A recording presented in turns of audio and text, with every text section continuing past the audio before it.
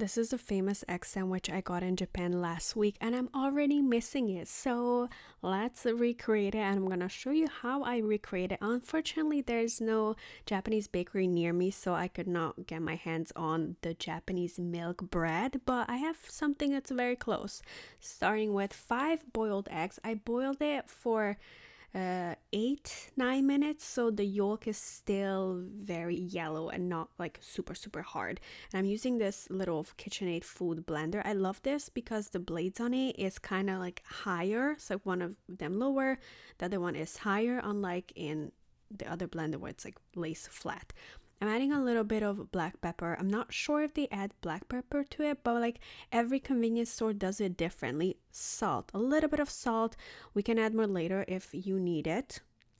A little bit of mustard, and one of the sandwiches also had a secret ingredient, but this is Kewpie mayo. It's the Japanese mayo. I got it at Costco, but I think it's also sold at Publix, but it's getting more and more popular here. This I'm just gonna eyeball. I think I added about half tablespoon. If we need more, I'll add more. Horseradish is, I know, don't look at the guy. He looks so funny. I got this at the European store. A little bit of horseradish. It was in one of the sandwiches because I tried different location and I loved this one the most, with it just like a tiny hint of horseradish. It was so interesting. Otherwise, it's a little bit, plain, but still like so delicious. And I'm using the chop mode. And then, of course, I realized that was not enough mustard, but scraping down the edges because it's still a little bit of too chunky. But some locations had half mixed like this and then half just sliced boiled egg in the middle, like this one. I also have a travel channel called American Explorer. I'll leave a link down below if you want to see the upcoming vlogs.